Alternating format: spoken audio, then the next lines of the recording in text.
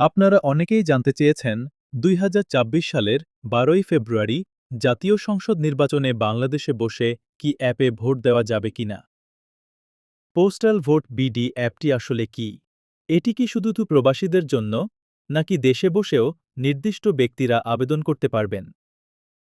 চলুন বিষয়টা সহজভাবে জেনে নিই। ভোট দিতে পারবেন সেটা বেশ পরিষ্কার। শুধু প্রবাসী বাংলাদেশি নন, যারা নিজ এলাকার বাইরে আছেন তারাও এই সুবিধা পাবেন। যেমন ধরুন সরকারি চাকুরিজীবী যারা তাদের কর্মস্থলের কারণে নিজ এলাকা থেকে দূরে আছেন। এটা আসলে বেশ সুবিধাজনক, তাই না?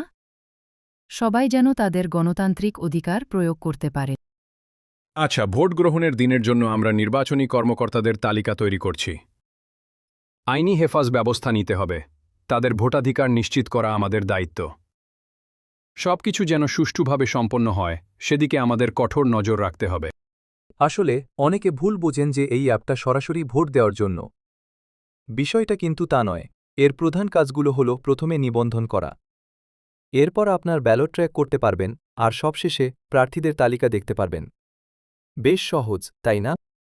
আচ্ছা শুনুন, ভোট দেওয়ার পদ্ধতিটা বেশ সোজা। প্রথমে তো আপনাকে রেজিস্ট্রেশন করতে হবে, বুঝলেন? একবার রেজিস্টার হয়ে গেলে আপনার ঠিকানায় ডাকযোগে ব্যালট পেপার আসবে, একদম আপনার বাড়িতে। তারপর কি করবেন? আপনার পছন্দের প্রার্থীকে বেছে নেবেন, তাকে চিহ্নিত করবেন।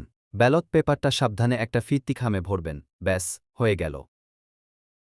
এরপর ডাকযোগেই সেটা পাঠিয়ে দেবেন। খুব সহজ, তাই না?